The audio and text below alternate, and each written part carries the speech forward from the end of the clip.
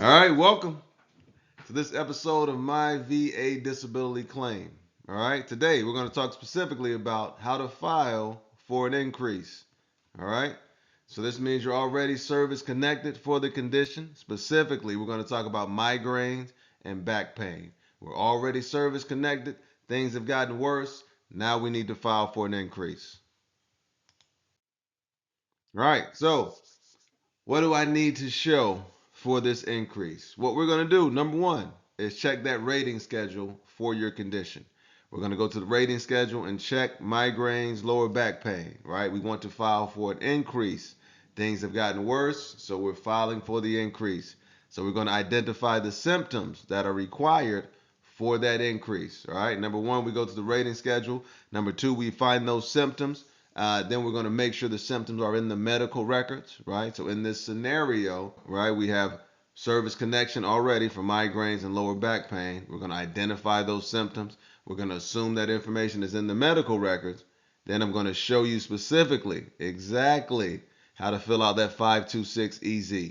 We're just going to use this phrase right here, filing for an increase to whatever that condition is due to the symptoms that match what's on the rating schedule. Right, we're going to try to keep it straightforward for you. And as always, we do have that before you file claims guidebook also available on the site. All right, this one is more to establish service connection, right? Before you file guidebook, the micro learning course as well, that before you file course, more so helps you to establish that service connection, right? We're giving you those three elements of service connection. We know it can be overwhelming at times, this whole process. So our intention is to simplify things. With this one, we're going to show you that rating schedule, and then we're going to show you exactly what to put on that 526 EZ. Keep in mind, yes, you can use this format for any condition that you're filing for, but this is the format. Check the rating schedule, confirm that you have the evidence, and then land that out explicitly on that 526 EZ form. All right, hey, we're going to keep it under 10 minutes. That's the goal. So let's get right into it, man. As always, learn the information, use the information. If you deem it to be valuable, share the information, huh? Let's get right into it. All right, so here we are at that rating schedule. This is that ECFR part 4. You can Google this rating schedule. It's public knowledge, right? You can go through it. So we're talking about that back condition first, right? The raccolumbar spine condition. That's how the back is classified. That's that lower back condition that you have. Let's say we're at 10% right now, and we're looking for an increase for this condition, right? So we go to the 20% and we see forward flexion of the spine greater than 30 degrees, but not greater than 60 degrees. And I don't know the measurements for it. I think it's just, you're standing up straight and you bend over. It's really talking about at which point do you get pain and stiffness, right? That limited mobility. When you get that pain, that is kind of where they measure it from in terms of those degrees. And also at the 20%, you're talking muscle spasms, right? If you're getting those muscle spasms, you want to make sure your doctor's putting that in the records. Severe enough to result in an abnormal gait. Abnormal gait is just the way you walk. If it changes the way you walk, all right. Pain, stiffness, changing the way you walk, muscle spasms. That's that information that gives it that 20% rating. Right. Abnormal spinal contour. That's when your spine is maybe curving. It could be curving backwards. I'm not sure. But they're talking about abnormal spinal contour. So again, you want to make sure this stuff is in your medical records. To get to 30%, forward flexion of the cervical spine 15 degrees or less, or favorable ankylosis of the entire cervical spine. Ankylosis is that pain and stiffness from movement. All right. So this is if you're at 10% currently, and we want to get to 20%. So we're going to file for an increase due to increased pain, increased stiffness, and muscle spasms that are affecting the way we walk, right? We put that information specifically on the 526, right? We're assuming that this is what's actually going on with us, and we're matching it up to this rating schedule. All right, so that would be for back pain. Now, migraines. So we do control F, All right, we type in migraine, right? Control F is that find function that we do here in the rating schedule. All right, for those migraines, diagnostic code 8100. So let's say we're at 10% currently for migraines. We're trying to file an increase to get to either 30% or 50%. What would we need? As we know with migraines, we talked about this on previous episodes. Migraine is rated off of prostrating attacks, meaning a migraine so severe that you have to lie down, right? The headache was so severe, I had to lay down. That is a prostrating attack. You can keep a log, right? But you want to most importantly let your doctor know. So they're documenting the severity and the frequency of those migraines. Again, it's rated on the frequency, right? Averaging 1 in 2 months or once a month, right? Over the last several months. So we're at 10% right now. So we want to show that we're having at least one of these prostrating attacks at least once a month for the last several months. All right. At that 50%, we would have completely prostrating and prolonged attacks, right? So the attacks are lasting for longer and it's productive of severe economic inadaptability.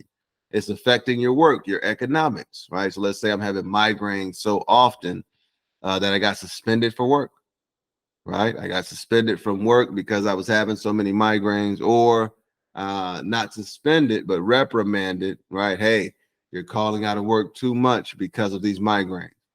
If that's the case, you want to get that information and submit that along with your claim as well, because that will be evidence of economic inadaptability, showing that the migraines are so severe that they're affecting your economics. All right. So again, migraines, it's all about frequency. How often are you having prostrating attacks? Attacks so severe that they make you have to lie down. All right. So that's migraines and that's back pain. When we're filing for increase, number one, we come to the rating schedule, see what's going to be expected. Number two, we identify these symptoms, right? Make sure that we have this in our evidence. And then next, we're going to show you exactly what to put on that 526 easy form. Okay, so here we have VA Form 21-4138, right? That statement in support of claim. I know we said the 526. On the 526, they don't give you space to really explain what you're doing. So on the 526, you could put the condition, filing for increase to the condition. But on that 4138, the statement in support of claim, this is when you want to lay out those symptoms, right? We want to make it simple. All right. We always want to make it as simple as possible. So we go to that rating schedule. Number one, we found out the symptoms that we'll need for the increase for the back condition and the migraines. And then we just lay that information out right here on the 4138. All right. So as you can see, that format that we used, filing for an increase to blank due to blank. All right. For the migraine, we're filing for an increase to migraine due to severe attacks once a month that make me lie down and shut down the lights. Right. You have to lay down. It's so severe, you have to lay down, shut down the lights. Those are prostrating attacks, which is in the rating schedule. Recently reprimanded for frequent calling out of work due to severe migraines. And in this situation, letter from supervisor included. All right. So if this is the case, you're at work, you're having to call out because of these migraines, you're having to leave early because of these migraines, you're having to take a break because of these migraines, right? You want to get that letter from your supervisor indicating that this is what's taking place with this person at their place of employment. All right. So for the back pain, right? That's for migraines. Now for back pain, filing for an increase to back condition, right? Due to increased pain and stiffness when bending or standing, right? And frequent muscle spasms that affect the way I walk. So that's that increased pain and stiffness with the forward flexion that was in the rating schedule, and the muscle spasms that cause abnormal gait, all right, which is in the rating schedule as well, Remember, we were 10% for migraines. We were 10% for back condition. Now we're trying to file for an increase to 20% or 30% or whatever the case, right? But that's how we do it. Number one, look at that rating schedule. Number two, identify what symptoms do they need from me.